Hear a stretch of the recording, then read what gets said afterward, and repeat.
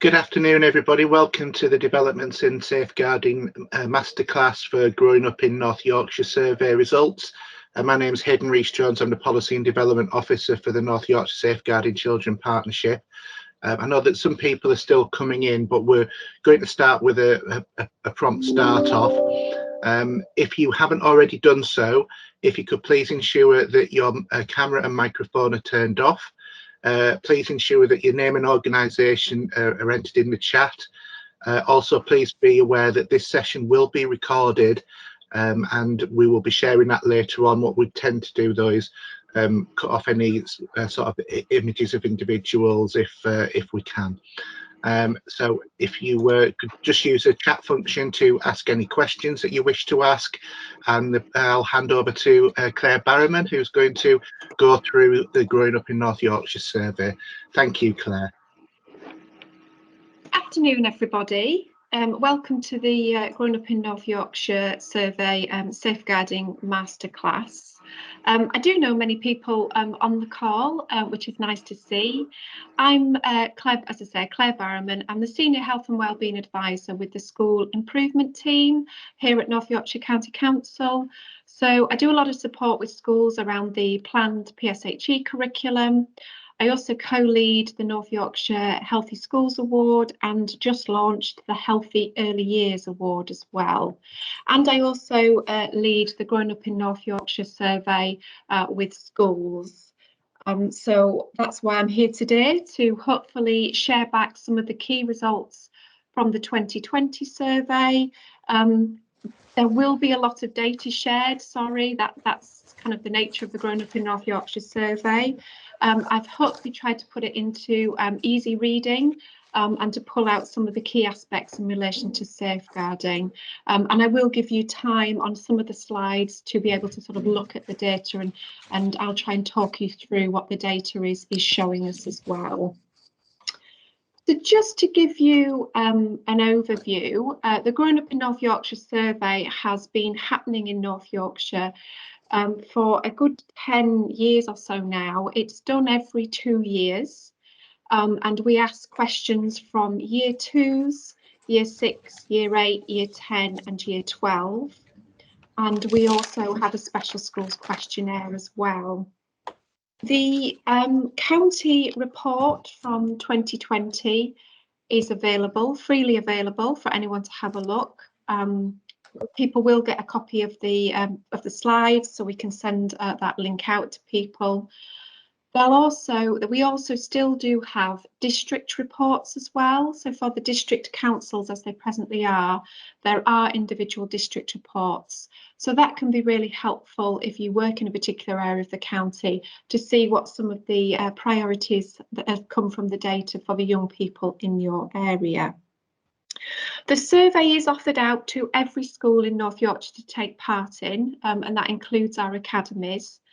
So it is freely offered, and really good news, we have had funding agreed, so we can do the 2022 recently, so and we can do the 2024 survey as well. So that's really good that that's going to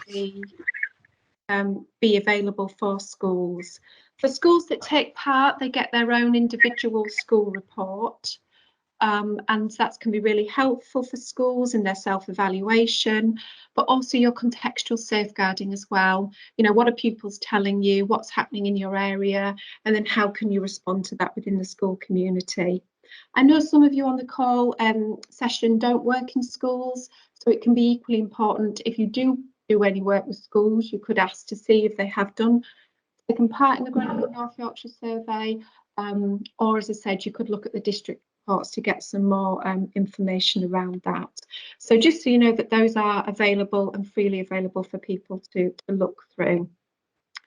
What I would ask through this presentation, if you could in the chat, just let me know if your school or organisation has used the data from the Growing Up in North Yorkshire survey.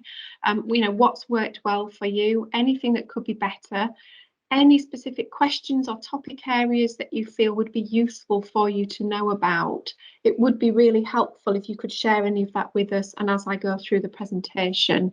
Can't promise we can include everything because there is size limitations to the survey, but it would be really useful for you to give that some thought and let me know as we go through. So from the data that we collected from around 16,500 young people in North Yorkshire, so a substantial number of children and young people in North Yorkshire have responded to this survey and given us their views. It is done confidentially, so that's really important, and there has been quite a lot of research into how truthful children are in these surveys, and the research is really positive that they do tend to give a true picture of what is actually happening for them in their lives. But also just to say, for the organisation that looks at the data from the young people, if there are any outlying children where it's really obvious that there's no kind of consistency to their responses, that they sometimes will get removed from the data set if they're just too sort of random in their responses. So there is monitoring of that. So from all that data, and a number of partners come together and we looked at the data as well as priorities for us as North Yorkshire. And these were kind of 6 key priorities that have come out from the data for 2020. They sort of are 6 priorities, but you can actually see the interlink between all of the priorities and those safeguarding aspects as well. So a real key one is developing resilience and supporting emotional well-being. And I'm going to share data on each of these priorities so you can see what our children and young people are telling us, and also some links to some supporting material to help you think about your work with children and young people and how we can hopefully make things better for them and improve the data that we're getting. Another one is increasing online safety risks for pupils. I think that would have naturally come anyway, but with lockdown and COVID, I think it's really increased some of those risks for our children and young people. I think some of them have been so used to being online, and this isn't a criticism of parents and families. I think sometimes the supervision may have come a bit lax as well. So we are finding younger children online engaging in a range of activities. Again, I'll share some data around that. Encouraging that healthy lifestyle, we have seen a decrease in sort of healthy eating, physical activity, but also that that link to emotional health and well-being. We know that being physically active supports emotional well-being. We know that a healthy diet, access to water, regular eating is really important for that learning, that concentration. So you can see those links around that. And then there's sort of around having that inclusive and positive ethos and culture in school, which I think is really linked to that, ensuring that our children feel safe, not just within schools, but the wider community as well, and sort of prejudice-based instances. Again, across the county, we have seen an increase in this in person to person, but also in the online world. And again, we think some of that is related to lockdown and COVID, where there is quite a lot of that discriminatory language used, and because school hasn't been there to challenge some of that language or to offer that alternative view or to challenge their perceptions sometimes, that work is now having to take place for some of our children and young people. And a really crucial part of our survey, which I think is really valuable for us in North Yorkshire, is that we do ask children to self-identify their social identities. So if they are a young carer, if they're a member of the LGBT community, if they have a special need, for example, and because children do share that information with us, we're able to get a cohort of pupils and compare them against their year group, which does then show particular aspects which perhaps aren't going as well for some of these groups of young people. Just to answer that question, the survey wasn't done in 2021. We do it every 2 years. So it was done in 2020, so it'll be done again in 2022 and then again in 2024. Just to be mindful for the 2022 survey, It was done at a slightly different time to when we normally do the other surveys because of COVID. And obviously children had had such a mixed experience of school and lockdown. So we do need to be mindful of that. But we are going to go back to schools being asked to conduct a survey with pupils in the term after Easter and May half term. So we can hopefully get back to that sort of normal time of the survey. So I will come back to this towards the sort of end of the presentation, but just to say we do ask children to self-identify in a number of social identity groups. That's at year 6 and in secondary schools as well. So sort of through the presentation you will see some examples of where perhaps things aren't going as well for some of these groups in comparison to the norm for other children of their age group. And we also do ask for postcodes. So we can collate children into kind of areas of deprivation, because that's another way of looking at the data for children in areas of deprivation to those who are sort of least deprived. And again, that gives us a different way of looking at the data. And again, you will see it can flag up particular concerns for us. But you will see some of that throughout the presentation. So I'm going to start with emotional and mental well-being and resilience, because as I say, this is a county priority for us. Overall, we have seen a decline in children and young people's positive responses to the wellbeing questions, and that was across all the year groups and pupils in special schools as well. So as I said, I appreciate there will be sort of a lot of data shared, and I will try sort of guide you through that. So just to say on the slides where there is so year 2 data, it says 74% of pupils responded that they worry about at least one of the issues listed on most days. If there is a figure in brackets, so in this case it's 67, that was the data that was collected in 2018 from year 2 pupils to exactly the same questions. So you can see some of that comparison. So you'll see for our year 2 pupils that there is an increase in the number of pupils who are worrying about things. And there was that particular increase for those who are worrying about their family. And you could see that in relation to COVID and lockdown. And again, we had about half of pupils in the special schools who said that they were worrying about something. From the special schools, majority of the schools took part, and it was any child of any age that they felt was able to access this survey. The Special School Survey has been developed in partnership with our special schools to make it as accessible to as many pupils as possible. So there is a wide age range of pupils who've answered the special school questionnaire, and some questions were only answered by some of the older pupils in special schools. So again, I appreciate this is a lot of figures, but I think this is hopefully sort of going to show what we mean by that decrease in wellbeing scores for our children and young people. So you will see that we've got the blue columns at the top is the year 6, year 8, and then year 10. And that's pupils who reported having a high wellbeing score. The children aren't asked how is your wellbeing. The year 6s complete the Sterling wellbeing scale, which is a recognised wellbeing scale, and it's a series of questions, and the data is correlated together. The year 8s and year 10s complete the short Warwick Edinburgh wellbeing scale, and again the data is correlated together to give a high, a medium, or a low wellbeing score. And for the resilience score, so you'll see the pink lines and the kind of yellowy lines at the bottom refer to resilience. The pupils are asked about 9 questions, and the responses from those 9 questions again are correlated together to give an overarching resilience score. So whether that's high, medium, or low.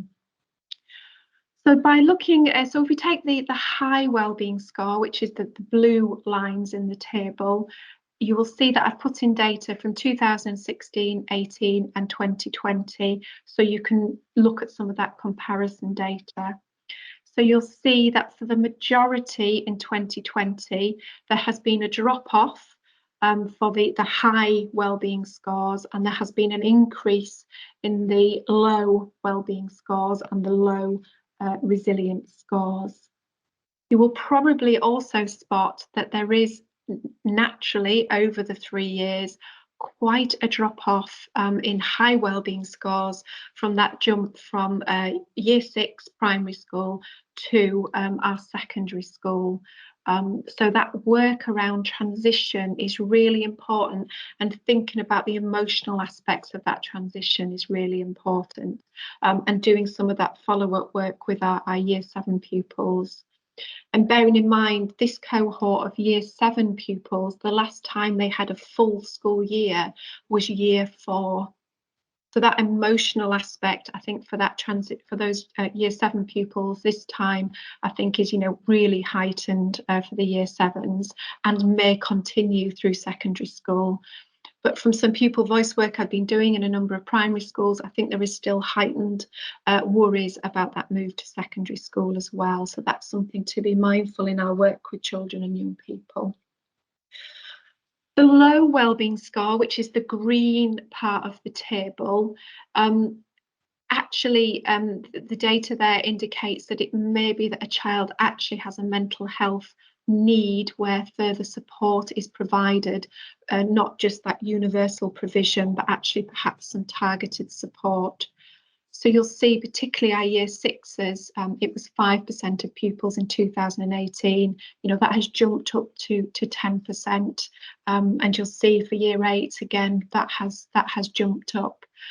So again, that, and I know many of you on the call, you're really aware of children's emotional and mental well-being, but it is keeping an eye on all our children, and doing those check-ins, and looking for any vulnerabilities that may be appearing. And then around resilience, again, you'll see that in the majority of cases, that the high resilience scores have dropped off. We were doing quite well with our particularly our year 6s on kind of moving that up, but you see it has dropped off by 10%. And again, our children have had to manage a lot. If and many have coped really well, but it is just been. I think this really sort of highlights that need around emotional health and well-being for our children. The next slide I'm going to show you is in relation to self-harm and suicide. It's the first time we've asked year 8s and year 10s this. And as a delivery group, we discussed it long and hard, and there was a lot of support put into the survey around these questions, because the survey is anonymous. So if these questions raised any issues for children and young people, then obviously we wanted them to access help. So just warning you, that's what the next couple of slides are on. It's not my intention to upset anybody, so just be mindful that that's what we're now going to look at. So as I said, we asked year 8s and year 10s, have you deliberately harmed yourself? And we do put sort of a time scale around that. So in the last year or in the last term. So you'll see it's year 8, yes, in the last year, year 10, yes, in the last year, and then similar in this term. Have you thought of taking your own life? And have you ever tried to take your own life? These are questions that have been used by other local authorities, so they're well-used questions. They're phrased in a particular way. So they've given us that baseline sort of data from 2020. We will be asking these questions again in the 2022 survey. And for our secondary schools, they will obviously have this data for their individual schools if they did take part in the survey. We also then ask if you responded yes to any of the questions around deliberately harming yourself or thoughts of taking your own life, what did you do around support? And I think this is where, as professionals who work with children and young people, we have to be particularly worried, because we had a high percentage who didn't tell anybody, and a sort of 30% who felt they did not need any support. So again, as professionals, it's us thinking about, how do we provide that support for young people? How do we talk about these issues with young people safely? How do we enable them to have, accessible information and make sure that they are accessing appropriate information? Not everything on the internet is appropriate around these two sort of aspects. So again, it's us thinking about that and making sure that staff feel confident to have these conversations. And there is a range of support around this, which I will be sharing with you. I did also want to share with you, as I said, we did ask children about their different sort of social identities, and around emotional and mental well-being. I think this is where some of that starts to show through. So I've picked out some groups of, again, these are year 8 and year 10 children who are members of the lesbian, gay, bisexual, transgender community, or they're a child in care, free school meals, forces family, and young carers. So I've put the averages. So deliberately harmed yourself in the last year. So the North Yorkshire average for year 8 was 13%. For year 10, it was 16%. So you'll see that for young people who self-identified in these groups, that there is, they are above what was sort of the average for our year 8s and year 10s across North Yorkshire. Thought of taking your own life, again, much higher percentages in these age groups. And for some of them, again, that lack of willingness to tell anybody or to have, support. But for some other groups, they obviously are getting that support because there is some sort of lower percentages who didn't tell anybody. So again, when we're working with our children and young people, we need to be really mindful of our vulnerable young people, our targeted young people around these emotional health and wellbeing aspects.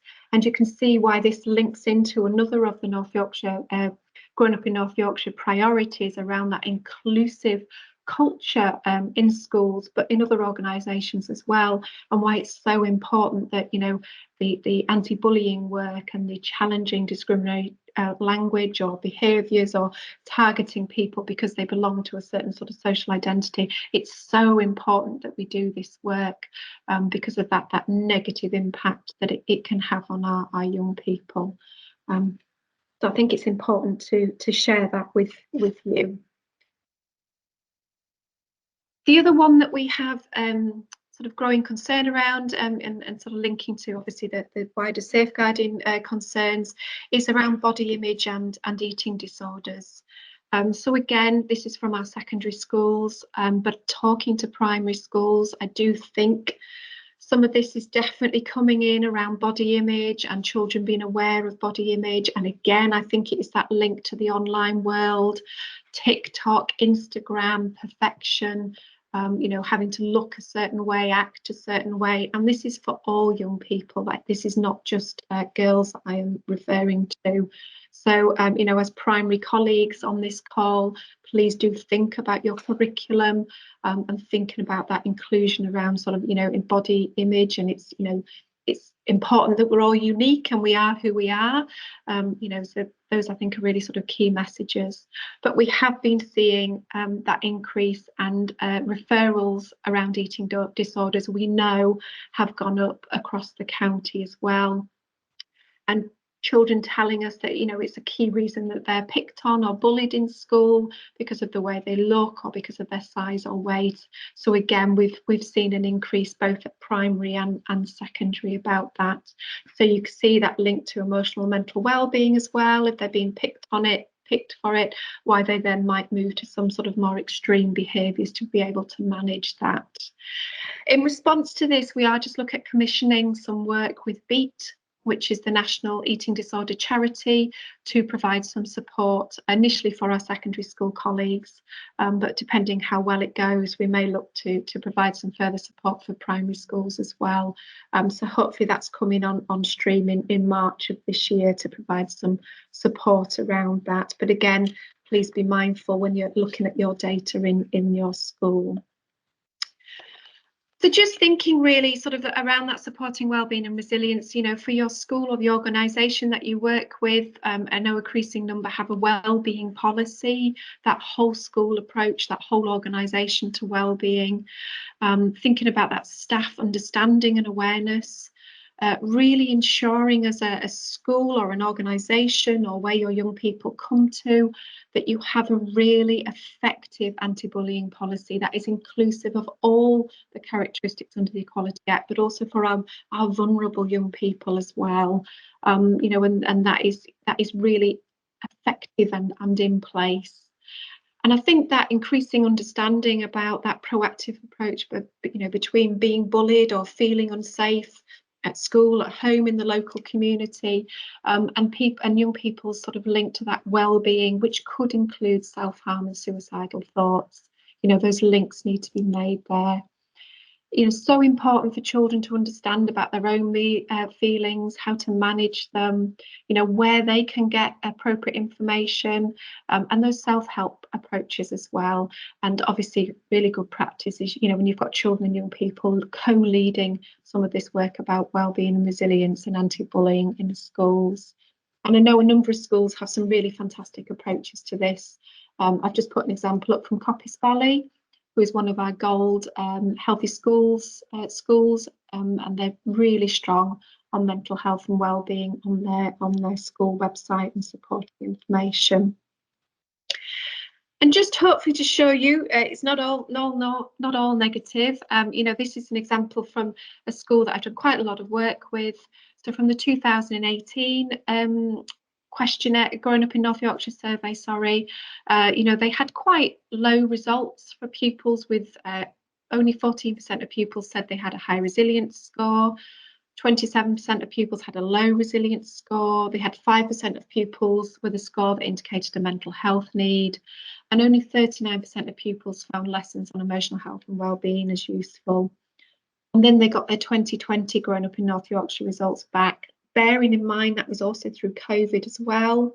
They'd seen a great increase in pupils reporting that they had high resilience scores. There was a decrease in the low resilience scores. They'd gone from 5% of pupils with a mental health need to drop to 0%.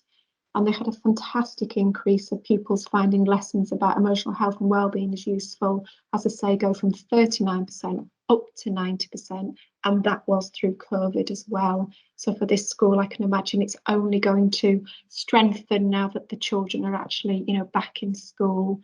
So it was a real whole school approach. Staff training at all levels, really strengthened the PSHE curriculum, pupil wellbeing champions, much more about early identification of pupils' vulnerabilities and needs. And as I say, again, for us, they are a gold school around the Healthy School Award as well. So some, you know, so there is some really good work going on in schools. So just a slide really, which I won't go through all of them, but hopefully just to kind of signpost you if you aren't already aware around some sort of supporting information around emotional health and wellbeing. Compass Phoenix, what was Compass Buzz, still have provide a wealth of training for particularly for schools. A newish one is that they do provide training around having a whole school emotional health and wellbeing policy, and their training is free to access.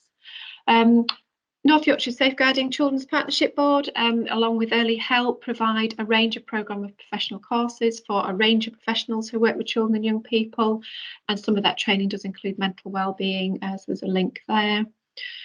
Obviously, schools do need to have a named mental health lead, and the government are presently providing a grant of £1,200 to enable that mental health lead to access training, and again, there's a link to that.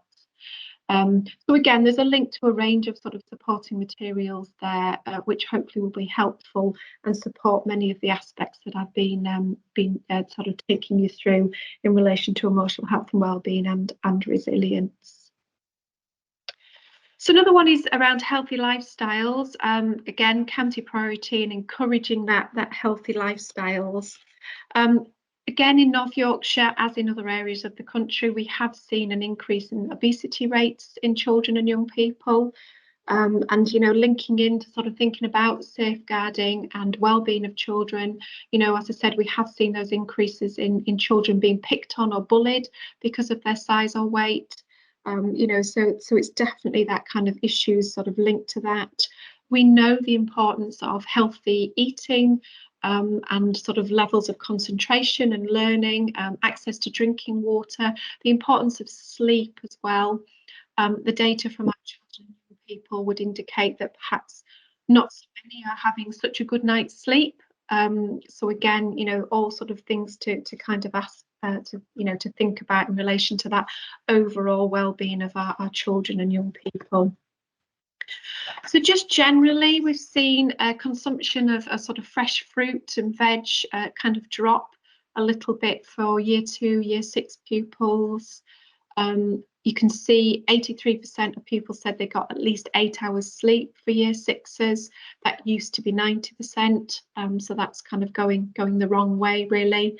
And for our special schools as well, 21% of pupils responded that they don't consider their health when choosing what to eat, which is, a massive jump up from 11%. So again, that those overarching sort of health and well-being messages, I think, is something again that we need to sort of revisit and re-look at with our children and young people. And it continues into secondary schools. I think real concern for us is the drop-off of young people in secondary school who have access to water. Again, we know that eating arrangements have been difficult around COVID, but again, that's something we'd like to kind of encourage. We don't want dehydration for our children and young people. And again, a drop-off in young people having something to, to drink for lunch on the day before the survey. So that's quite a long time if they're not having any of that hydration around that. And again, a number of people who are not probably getting enough hours sleep at secondary school, and again we know that can have a really negative impact on their health and well-being, their concentration. So this can be linked to sort of worries, it can be linked to screen time, and all those sort of aspects, but again that's something to be mindful of. And I have just included some data around physical activity, because again, we know that has a really positive impact on young people, engagement in physical activity, supporting their emotional and mental well-being. But we also know it can be quite a protective factor for some of our young people as well. If they're engaged in a club, a team, an activity, that can be really important for them. Perhaps not engage in other behaviours. So, particularly for schools or for those who work with some of our more vulnerable children and young people, do you monitor which clubs and activities your young people are taking part in?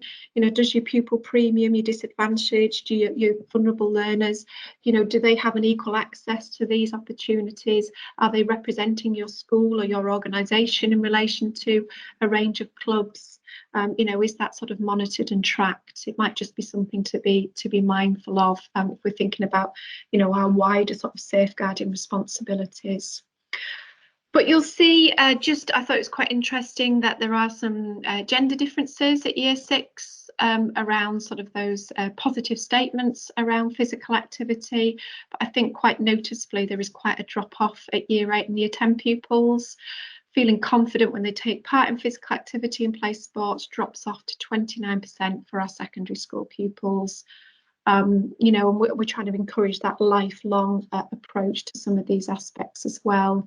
And quite lowish percentages who know how to get involved in different types of physical activity and sport, which is why I think it's really important schools can offer that wide menu of opportunities to really try to engage with our children and young people and find something that they'll like and be able to, continue for that health and well-being. And as I said, that real positive impact on emotional health and well-being as well.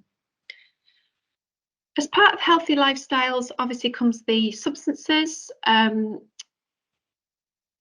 there is, I've focused in on the year 10 pupils to show you some of that data across the years that we've completed this survey, because it does tend to be our year 10 pupils onwards where there is a biggest jump if they are going to drink, smoke or try an illegal drug. Cannabis is still the main drug of choice if a child chooses to use a substance. As you will see from the data, a lot of our young people do not engage in these activities, though I do appreciate in some areas of the county we have got a slight growing concern around substances again, and that's something that a number of partners are looking at and may be reflected in the 2022 survey. So hopefully you'll see from that table, had alcohol in the last 7 days, there was an increase. But it is starting to drop off again.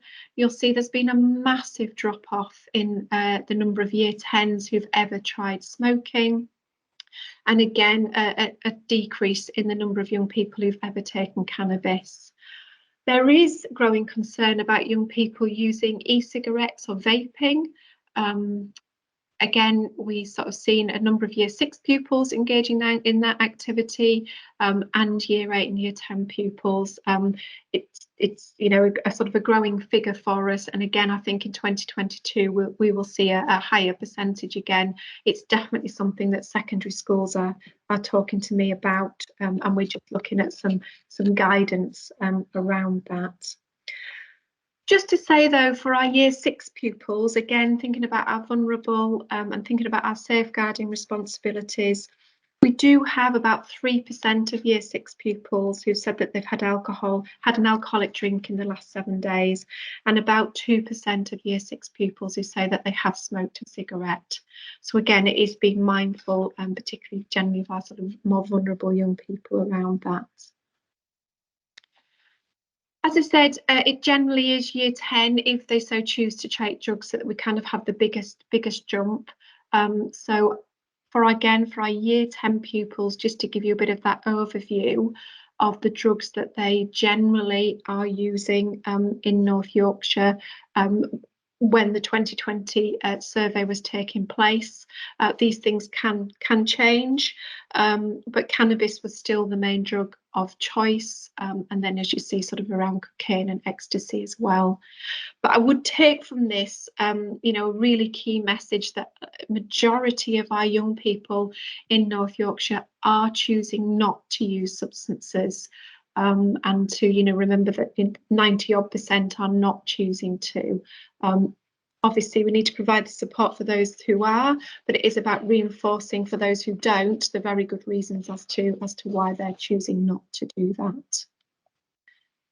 So again, just some links. North Yorkshire Healthy Schools Award, that is a free award for all of North Yorkshire schools to take part in, and that again includes academies. But we do have a resource section on our Healthy Schools website and a training section on our Healthy Schools website, which is free for anybody to access, school and partners. So if you're looking for particular information around sort of healthy eating or physical activity, that is a good place to go and look, because we do try to collate a lot of supporting information there, and then some other organisations that can provide some further support as well. Online safety, again, a real sort of county priority for us, and trying to respond to the online safety risks for pupils.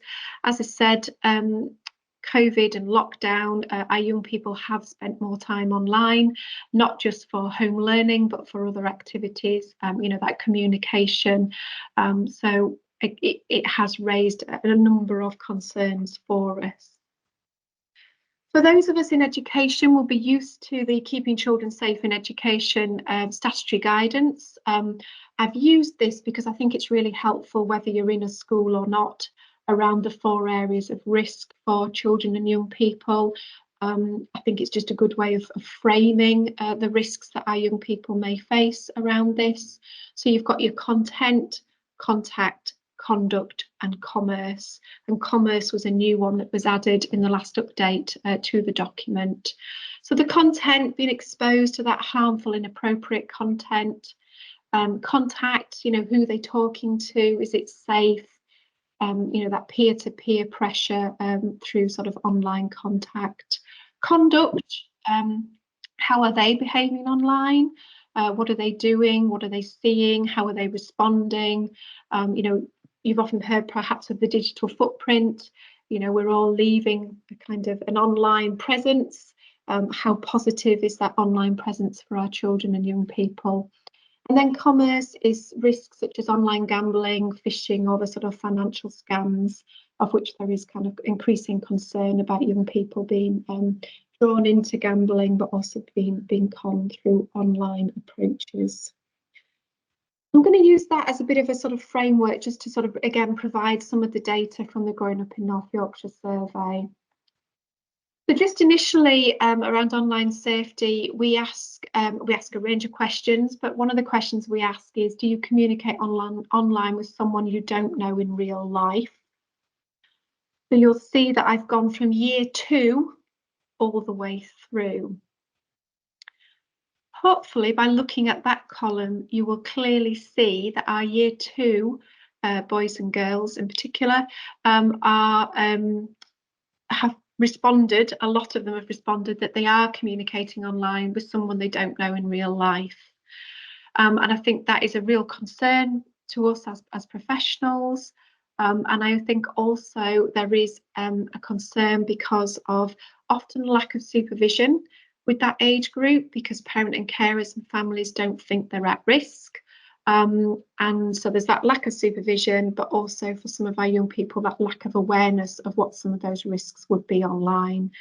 So again, if you're working with children and young people, thinking about your curriculum, if you're in a school, or your conversations with children and young people, even the young ones, what are they doing online? Some recent pupil focus groups I've done in schools with some very young ones, being able to switch some of them on the phone, tablets, Xbox, PS4, the games they're playing, who they're talking to. They quite openly shared it with me. Some of them then had very good online safety strategies. Other pupils didn't.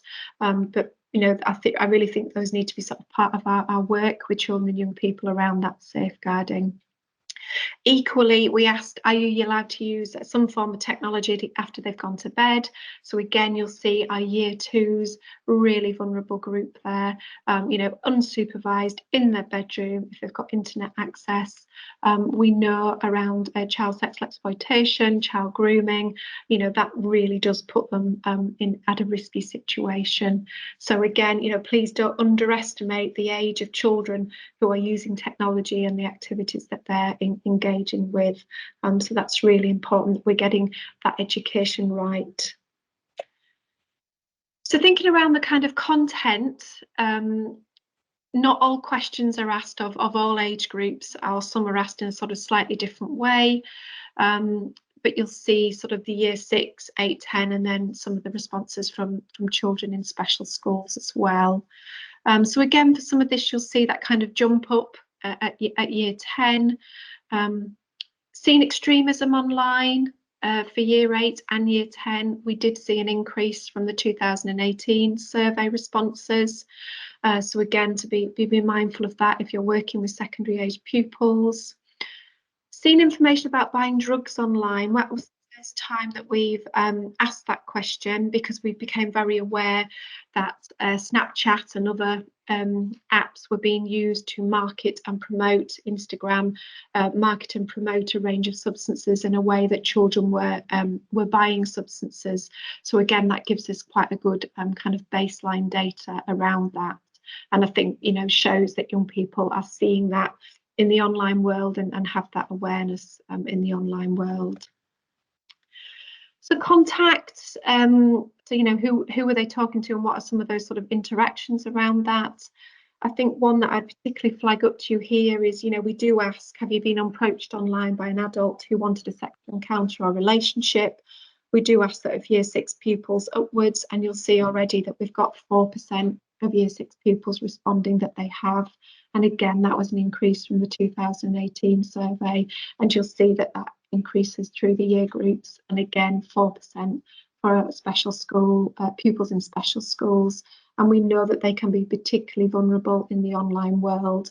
and having that awareness about sort of consent and healthy relationships. So again, thinking about your work with children and young people, you know, thinking about for schools, your curriculum, that understanding around consent, healthy relationships, you know, safe and unsafe kind of questions and things to be asked to do, you know, that really needs to be from quite a young age, obviously done in an age appropriate way, but it really needs to be there and linking to that online education around that as well.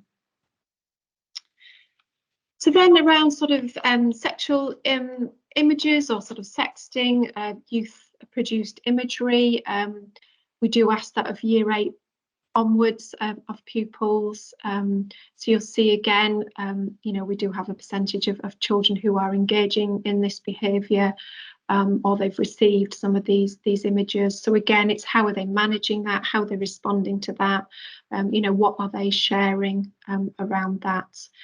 You know, again, it's around those sort of conversations. And there is now through Childline a method where if those images are shared, you know, particularly if they're not shared consensually, that those images can be taken down. So again, it's educating our children and you as professionals having an awareness around that. Bullied online, cyberbullying, again, we've seen a slight increase in that, particularly for our secondary school young people. Again, I think linked to some of the lockdown aspects. And, you know, 14–15% in special schools experiencing negative behaviours online. So thinking about that peer-on-peer work, really important that you think about the online aspects in relation to that as well.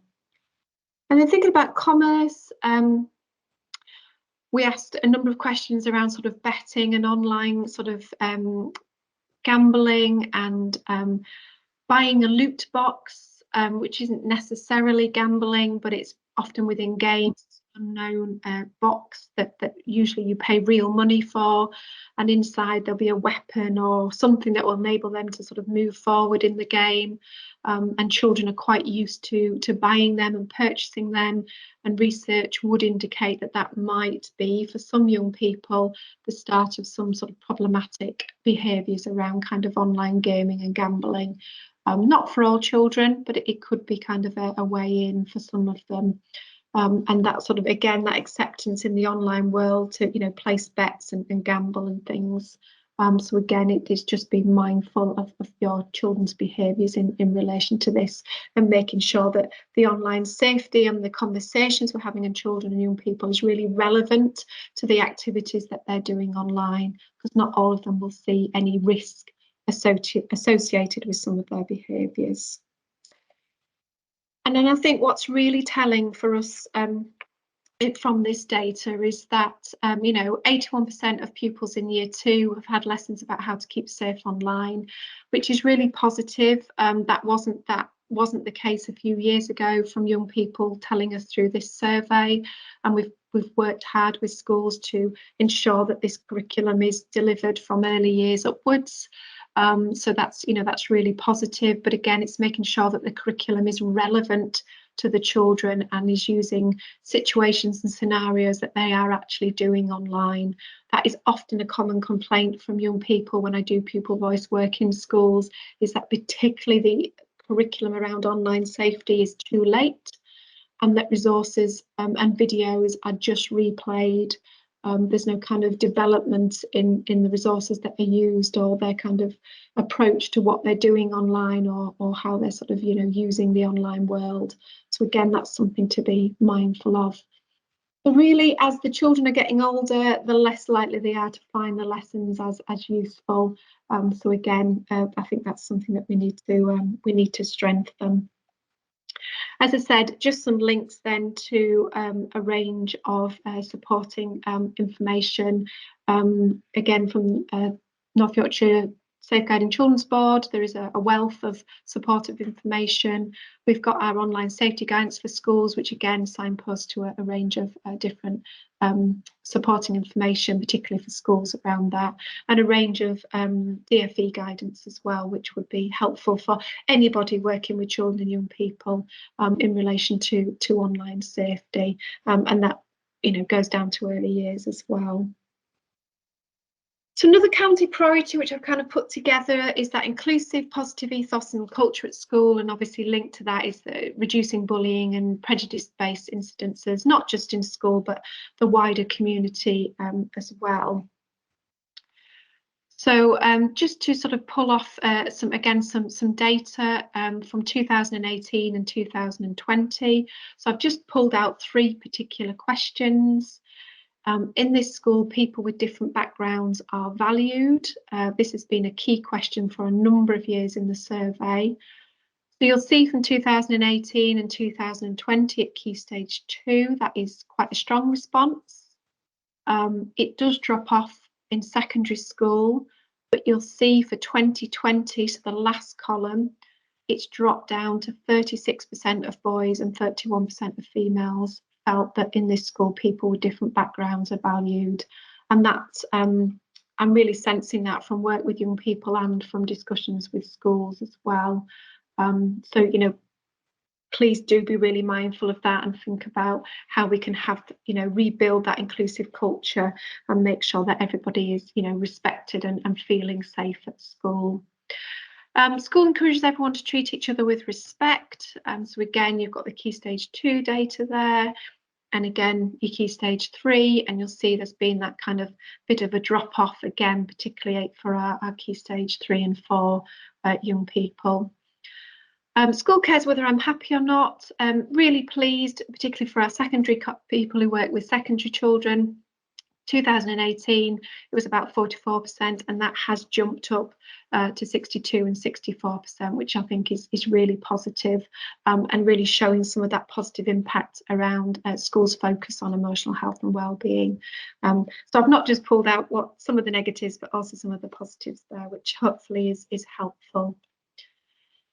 So just again, sort of year 2 pupils about feeling safe, not just at school, but going to and from school, outside where you live. You'll see for year 2s that drops down to 59%, and then feeling safe at home as well.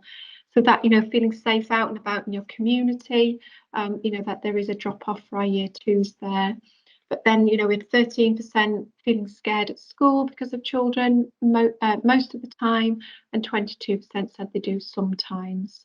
So again, it's that bringing back to what you can control if you work in a school, you know, making sure your school is welcoming and feels safe for all young people.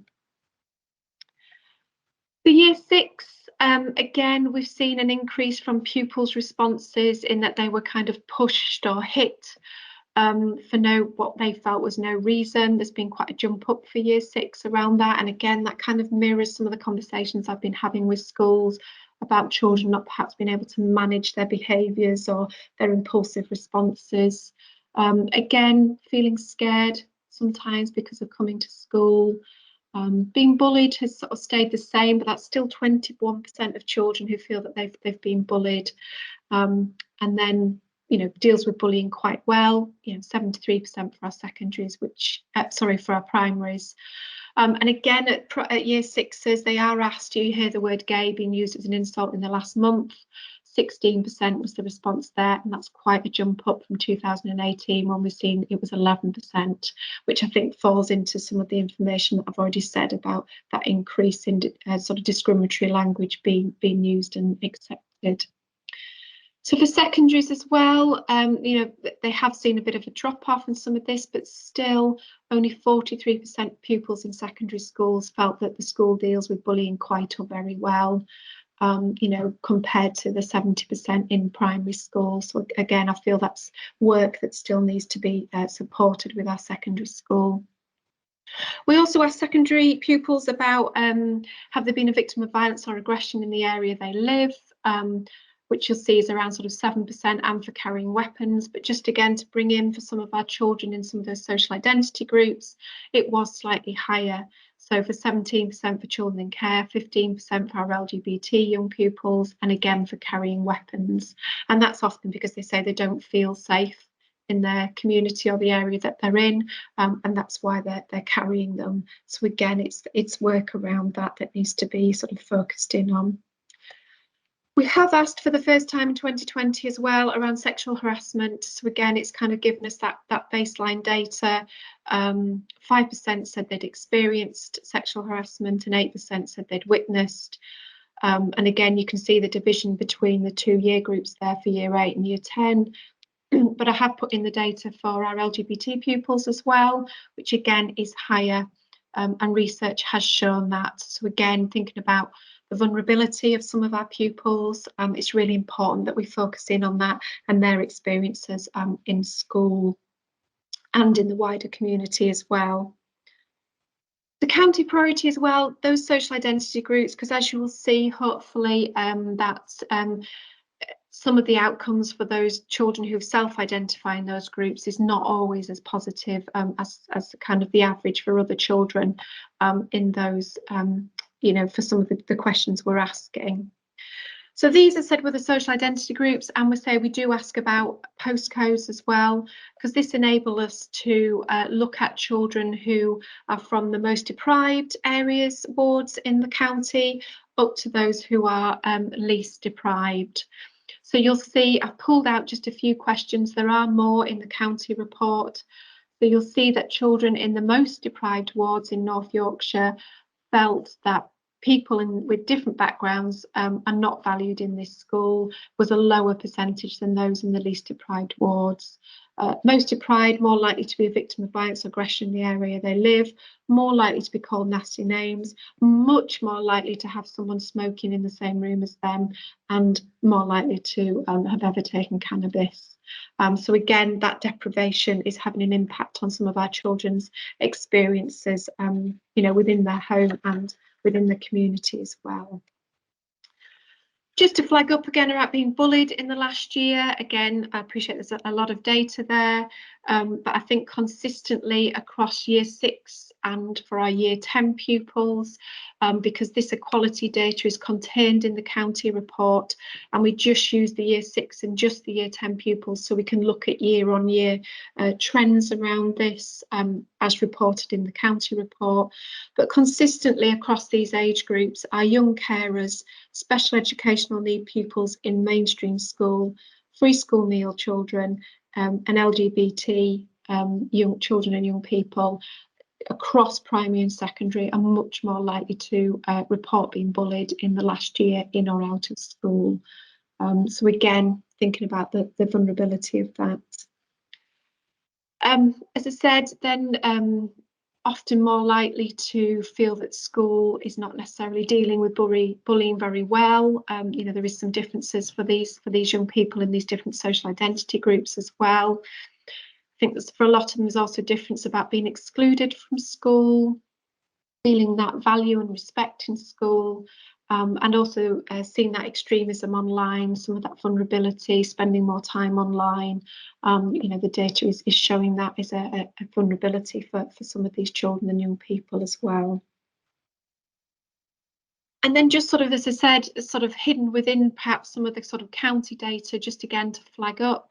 So we ask, have you at secondary, have you heard the word gay or dyke being used as an insult? So you can see the norm for sort of our secondary school pupils, where for our LGBT young people, it's about 50%. So imagine that on your emotional health and well-being, if you're hearing part of your identity being used in a negative way. And again, you can see the same for our ethnic minority pupils. Heard racist instances, if you look at our county data, it's not very high, but for our boys from the ethnic minority, 50%, and for our girls, 29%. So again, that vulnerability is really important that we focus in on and look to make schools and our wider school communities, you know, safe for everybody.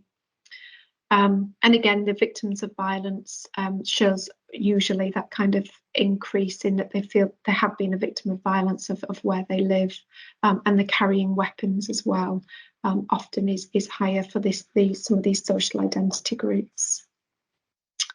So again, just to flag up a range of sort of supporting agencies, you know, I can't stress enough the really important work that's needed around anti-bullying and all children feeling safe at school, our wider communities, and that inclusivity is really, really important.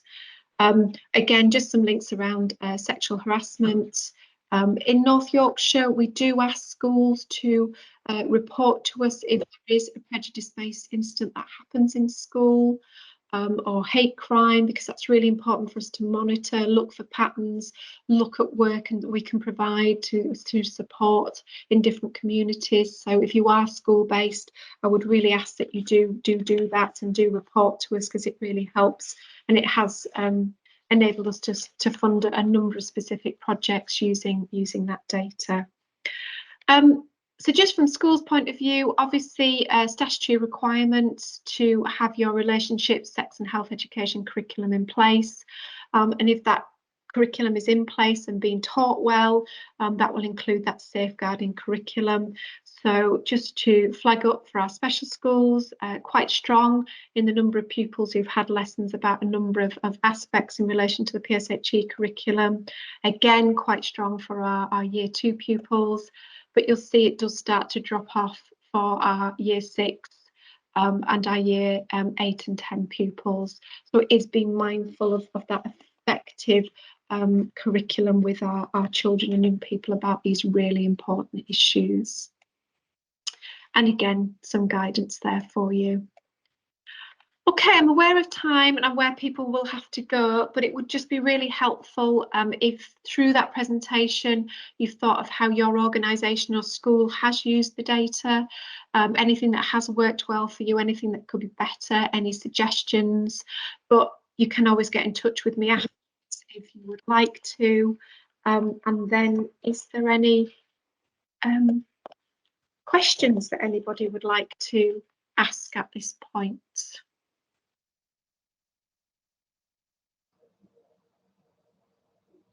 Seems quite quiet. I was going to say, I've stunned you all because I appreciate it's a lot of data, it's a lot of information, and I absolutely appreciate that. So sometimes you need time to digest, but you can always come back to me with any questions or queries. That is absolutely fine. Oh, there is a question there from Helen Prince asking how can she get the young carer report? Helen, if you email me directly, I can follow that up for you. And you should, she says, you should get a letter asking you to sign up for the 2022 survey. I'm hoping before February half term. If not, it'll be just after, but it will be on its way. Okay, that's fantastic. Thank you very much, Claire, for that great presentation. A lot of interesting information there.